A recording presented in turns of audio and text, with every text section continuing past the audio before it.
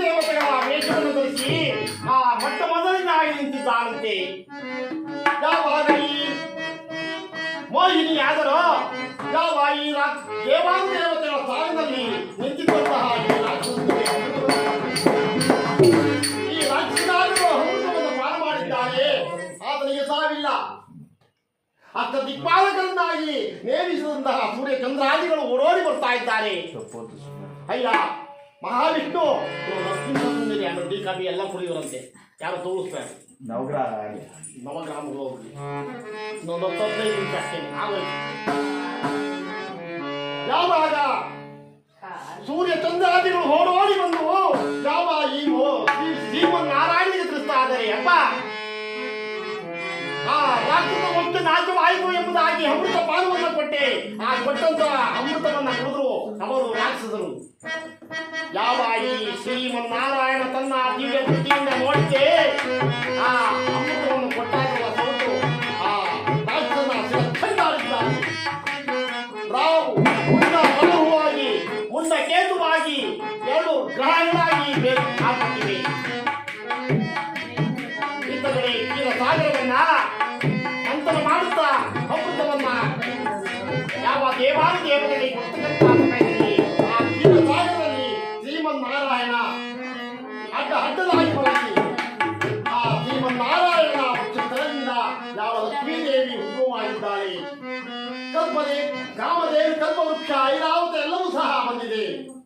ಆಗ ಎಲ್ಲರೂ ಸಹ ಆ ಅಮೃತವನ್ನ ಸೇವನೆ ಮಾಡಿ ಆ ದೇವಾನುದೇವತೆಗಳೆಲ್ಲರೂ ಸಹ ಸುಖವಾಗಿದ್ದಾರೆ ನೋಡಪ್ಪ. ಆದ್ದರಿಂದ ಈ ರಾಹುಕೇತುಗಳು ಇಷ್ಟೇ ಅಲ್ಲ, ಭೂಲೋಕದ ನರಮಾನವರಿಗೆ ಕೊಡಬಾರದಂತ ಕಷ್ಟ ನಷ್ಟ ಎಲ್ಲವನ್ನೂ ಕೊಡ್ತಾರೆ ಕಣಯ್ಯ.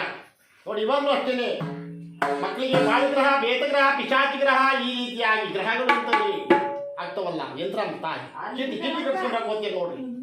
ಎಲ್ಲ ಈ ರಾಹು ಕೇತುಗಳ ಮಹಿಮೆ. ಆದ್ದರಿಂದ ಈ ರಾಹು ಕೇತುಗಳನ್ನ ನೀನು ಅತ್ಯುನ್ನತ ಪ್ರೀತಿ ಗೌರವಗಳಿಂದ ಸ್ನಾನ ಮಡಿಗಳಿಂದ ಜಪ ತಪಗಳಿಂದ ಹೋಮ ಹರ್ಯಾದಿಗಳಿಂದ ನೀನು ರಾಹು ಕೇತುಗಳನ್ನ ಆದರೆ ಇನ್ನೊಂದು ನಿನ್ನ ರಾಜ್ಯಕ್ಕೂ ಯಾವುದೇ ಕಳಂಕವಿಲ್ಲದೆ ಸಂತೋಷವಾಗಿರಬಹುದು ಸ್ವಾಮಿ ಎಂಬುದಾಗಿ ಯಾವಾಗ ಹೇಳೋಣ. ಅದರಂತೆ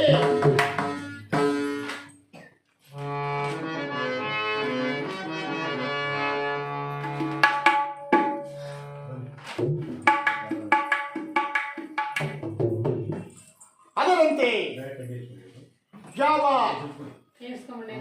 ಮಹಾರಾಜರಾದರು ಆ 7 ಮತ್ತು 8ನೇ ಪಂಡಿತೋತ್ತಮರಿಗೆ ಉಚಿತವಾದ ಉಡುಗೊರೆಯನ್ನು ಕೊಟ್ಟು ಉಚಿತವಾದ ಪೀಠದಲ್ಲಿ ಕುಳ್ಳಿರಿಸಿದ್ದಾರೆ.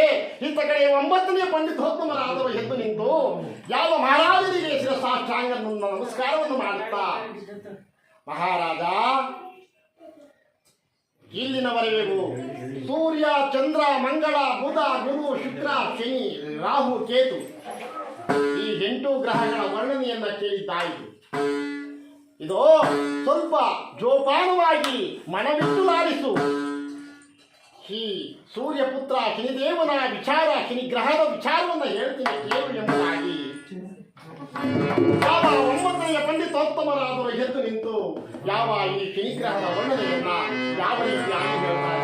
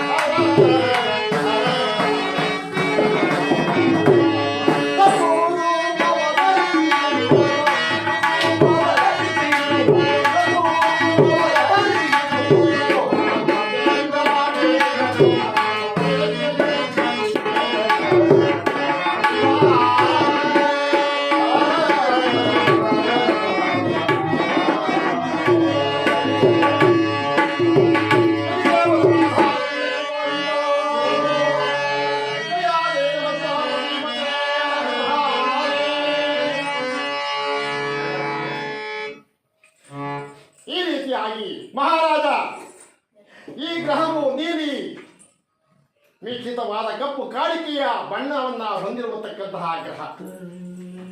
ಛಾಯಾ ಮತ್ತು ಸೂರ್ಯದೇವರ ಸಂಯಮದಿಂದ ಬೆಳೆಸಿದಂತಹ ಈ ಮಹಾನುಭಾವ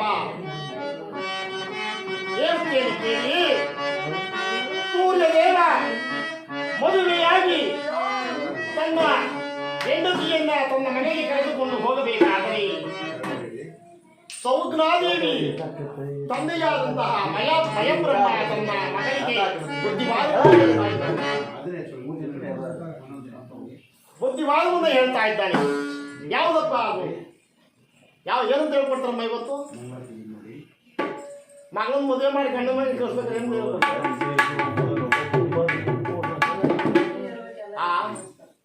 ಏನು ಎಲ್ಲ ಹೇಳ್ತಾರೆ,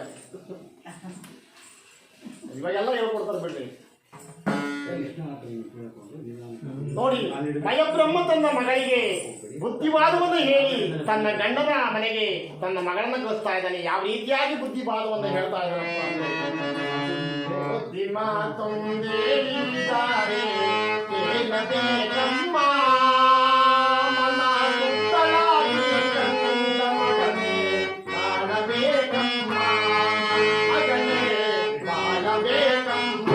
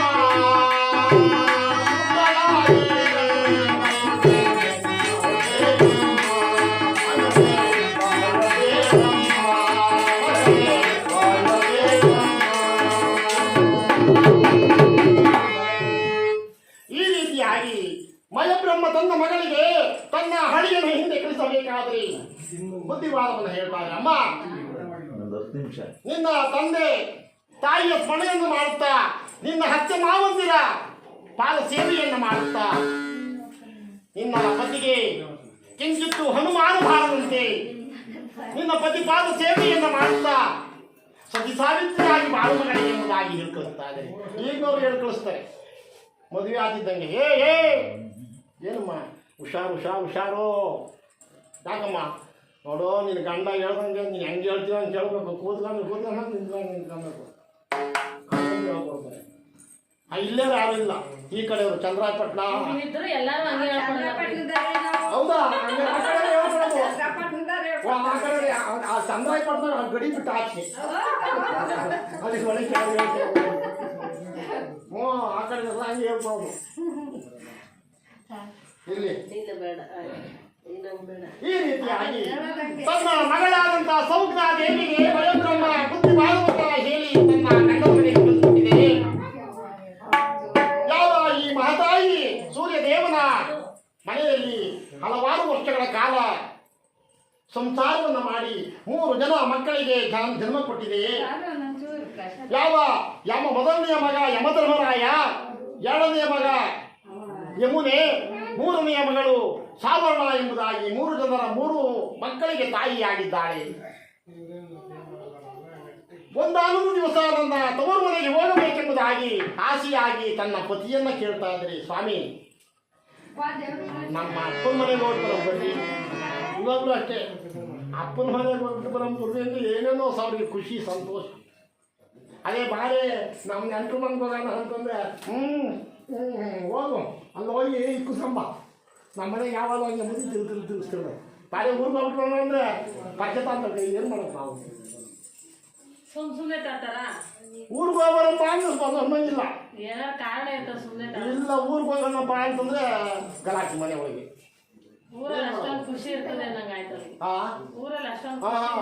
ಇಲ್ಲಿ ಬೆಂಗಳೂರಿನಾಗ ಹೇಳ್ಬೇಕು ಊರಿಗೆ ಹೋಗಂಗೆ ಇಲ್ಲ. ನಮ್ಮ ಮನೆಗೆಲ್ಲ ಹಂಗೇನೆ. ಅದಕ್ಕೆ ನಾವು ಏನು ಹೇಳೋಕ್ಕೆ ಹೋಗಲ್ಲ. ನಮಗೆ ಬೇಕಂದ್ರೆ ನೋಡಿ ಬಂದ್ಬಿಡ್ತೀನಿ ಅಷ್ಟೇ, ಕರಿಯೋಕ್ಕೆ ಹೋಗಲ್ಲ. ಇವರು ಹಂಗೇನೆ, ಅವರು ಕರಿಯೋಕ್ಕೆ ಹೋಗಲ್ಲ. ಈ ರೀತಿಯಾಗಿ ಯಾವ ಸೌಗ್ರಾದೇವಿ ತನ್ನ ಪತಿಯಾದಂಥ ಸೂರ್ಯ ದೇವರನ್ನ ಕೇಳೋಣ. ದೇವಿ, ನಾನೇನಾದರೂ ನಿಮ್ಮ ತಂದೆಯ ಮನೆಗೆ ನಿನ್ನ ಜೊತೆಯಲ್ಲಿ ಬಂದಿದ್ದೇ ಆದರೆ ಈ ಪ್ರಪಂಚವೆಲ್ಲವೂ ಸಹ ಗಾಢಾದ ಕತ್ತಲಲ್ಲಿ ತೇಲಿ ಹೋಗುತ್ತೆ. ಆದ್ದರಿಂದ ನಾನು ಬರಲು ಸಾಧ್ಯವಿಲ್ಲ ಎಂಬುದಾಗಿ ಯಾವಾಗ ಹೇಳೋಣ. ಯಾವ ಈ ಮಹತಾಯಿ ಬಂದು ಯೋಚನೆ ಮಾಡ್ತೀನಿ. ಯೋಚನೆಯನ್ನು ಮಾಡಿ ತನ್ನ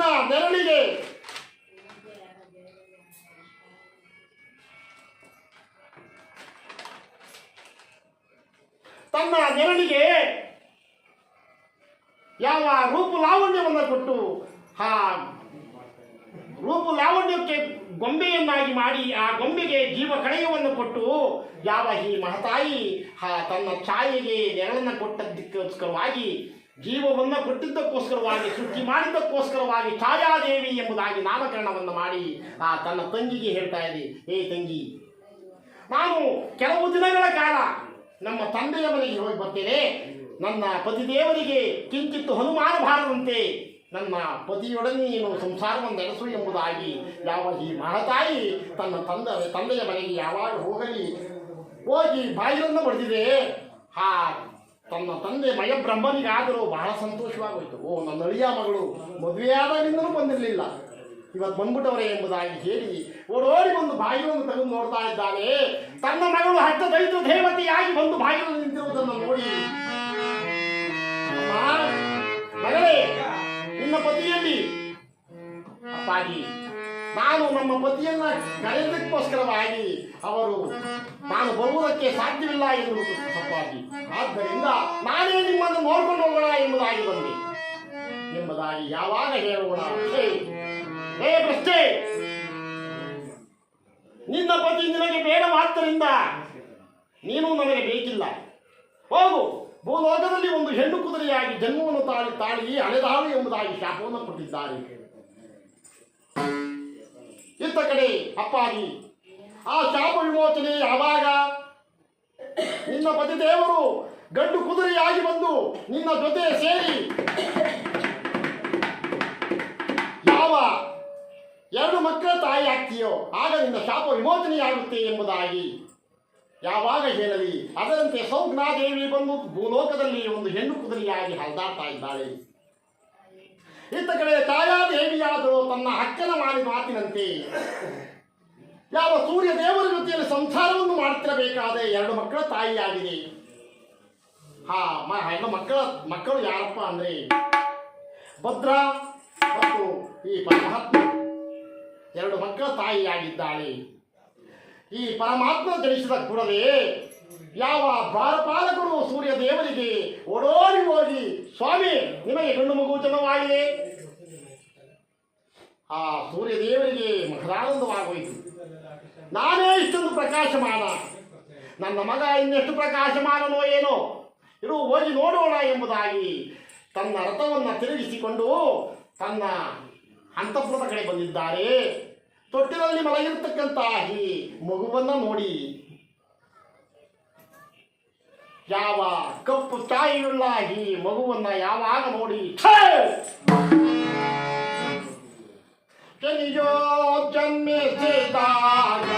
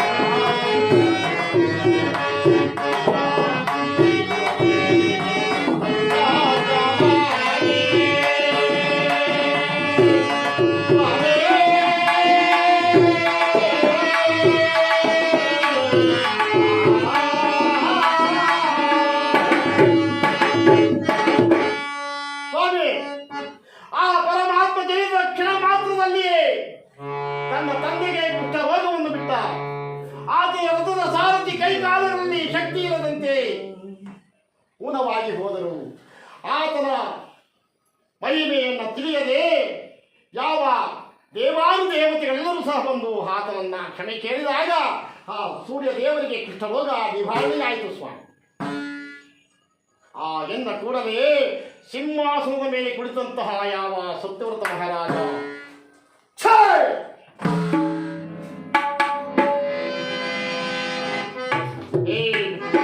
ಬ್ರಾಹ್ಮಣ ಮತ್ತೊಂದು ಬಾರಿ ಏನಾದರೂ ತಂದು ಆ ನೀಚ ಗ್ರಹವನ್ನು ನನ್ನ ಮುಂದೆ ಹೊಗಳಿದ್ದೆ ಆದರೆ ನಿಮ್ಮನ್ನು ಶೂಲ್ಕ ಹಾಕ್ಬಿಡ್ತೀನಿ, ಎಚ್ಚರ. ಕೇಳಲಾದ ನುಡಿನ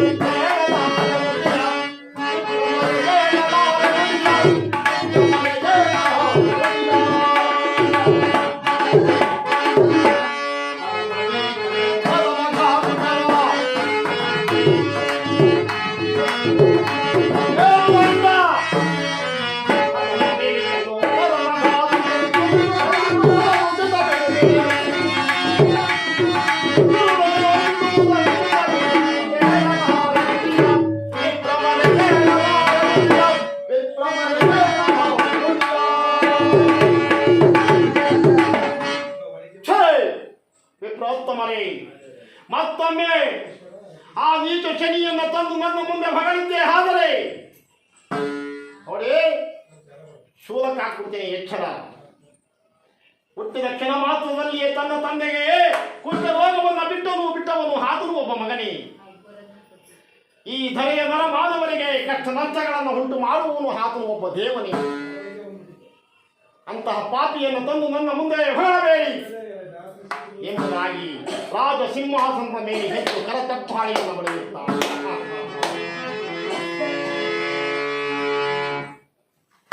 ಸೊಕ್ಕಿನಿಂದ ಮೆರೆದಾಡತಕ್ಕಂತಹ ಸಮಯ ಯಾವ ದೇವಲೋಕದಿಂದ ಯಾವ ಈ ಸತ್ಯವ್ರತನನ್ನ ಹಿಡಿಯುವುದಕ್ಕೋಸ್ಕರವಾಗಿ ಕಾಯುತ್ತಾ ಆ ಪರಮಾತ್ಮ ಆ ರಾಜ ಸ್ಥಾನದ ಮೇಲೆ ಕಾಕ ವಾಹನವನ್ನೇರಿ ಯಾವ ಈ ಸತ್ಯವ್ರತ ಮಹಾರಾಜ ಆಡಿದ ಮಾತುಗಳನ್ನ ಆಲಿಸಿದ ಕೇಳಿದ. ಛೇ ಸತ್ಯವ್ರತ ದುರುಳ ಕೇಳಲ ಸತ್ಯವ್ರತನೇ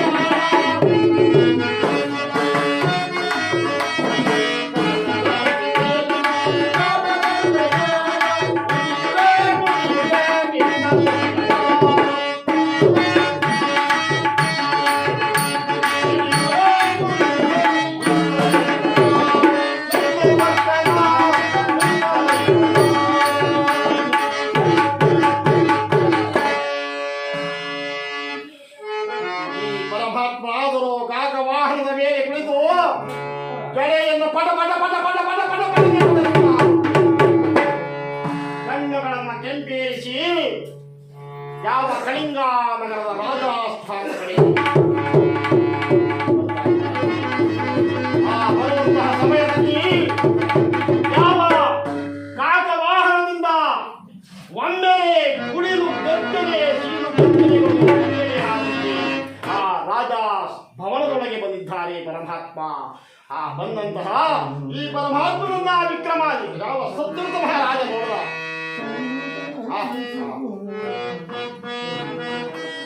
ಗಡ ಗಡ ಗಡ ಗಡ ಗಡ ಗಡ ನಡುಗುತ್ತಾ ಸಿಂಹಾಸನ ದಡ ದಡ ದಡ ದಡನೆ ಕೆಳಗಿಳಿದು ಬಂದು ಯಾವ ಆ ಪರಮಾತ್ಮನ ಪಾದಗಳಿಗೆ ಸಾಷ್ಟಾಂಗ ನಮಸ್ಕಾರವನ್ನು ಮಾಡ್ತಾರೆ.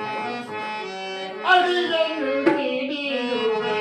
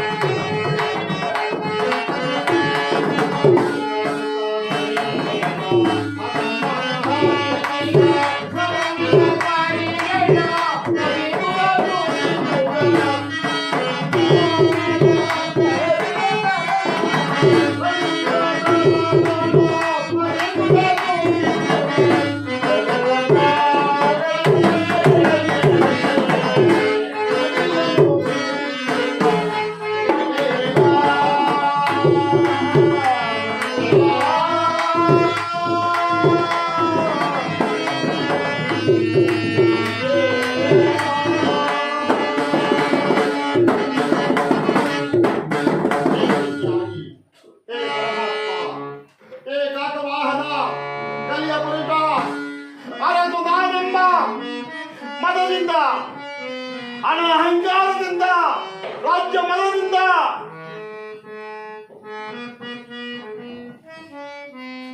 ಕೇವಲ ಜನ್ಮ ಕೊಟ್ಟ ತಂದೆಗೆ ಕಷ್ಟವನ್ನು ಕೊಟ್ಟಿದ್ದವನು ಒಬ್ಬ ಮಗನೇ, ನರಮಾನವರಿಗೆ ಕಾಟ ಕೊಡುವಂತಹವನು ಒಬ್ಬ ಮಗನು, ಒಬ್ಬ ದೈವವೇ ಎಂಬುದಾಗಿ ಜನಿಸಿದ್ದು ಸತ್ಯ.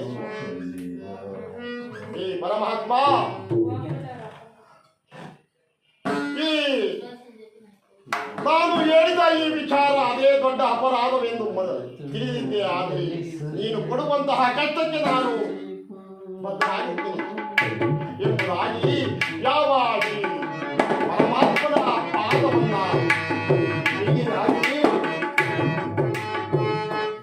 ಹಿಡಿದು ತನ ಕಮಲ ಚರಣ ಕೆರಗುವೆ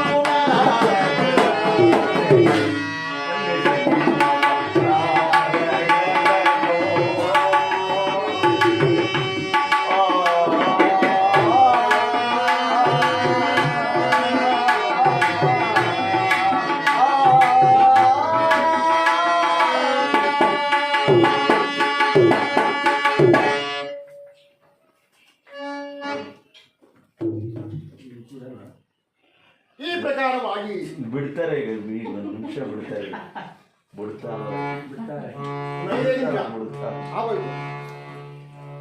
ಈ ಪ್ರಕಾರವಾಗಿ ಎಲ್ಲರೂ ಯಾವ ಈ ಪರಮಾತ್ಮನನ್ನ ಪಾದವನ್ನ ಬಿಡಿದು ಯಾವ ಈ ಸಂತೋಷ ಮಹಾರಾಜ ಬೇಡಿಕೊಳ್ಳುತ್ತಿರಲಿ. ಯಾವ ಈ ಪರಮಾತ್ಮರಾದ ಛೇ ಮದಹಂದ ಏ ರಣಹೇಡಿ ಪಾಪಿ ದುಷ್ಟ ಹನುಮ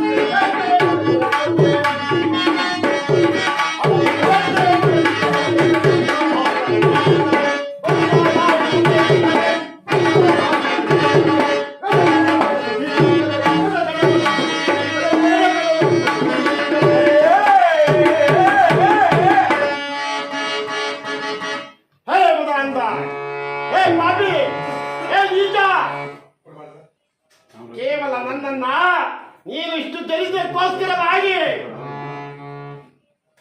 ಇನ್ನ ಅಷ್ಟ ಐಶ್ವರ್ಯ ಮದ ರಾಜ್ಯ ಕೋಶ ಸಕಲ ಸಂಪತ್ತನ್ನ ಧ್ವಂಸ ಮಾಡಿ ನಿನ್ನನ್ನು ಕಾಡಿಗಟ್ಟಿ ಚಿತ್ರಹಿಂಸೆಯನ್ನು ಕೊಟ್ಟು ಸತ್ಯಭ್ರಷ್ಟನನ್ನಾಗಿ ಮಾಡಿ ಕೇವಲ ತುತ್ತು ಅನ್ನಕ್ಕೆ ಭಿಕ್ಷಾಟನೆಯನ್ನು ಮಾಡಿಸಿ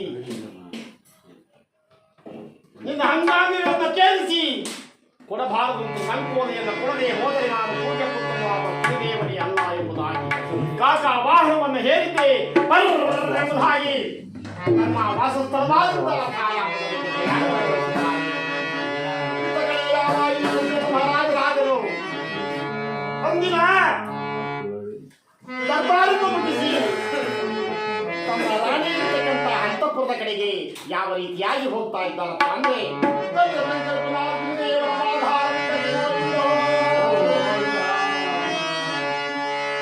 ಗೋವಿಂದ ಅನ್ನೋರಿಗೆಲ್ಲ ಈ ವ್ಯವಸ್ಥೆ ಆಗಲಪ್ಪ ಗೋವಿಂದ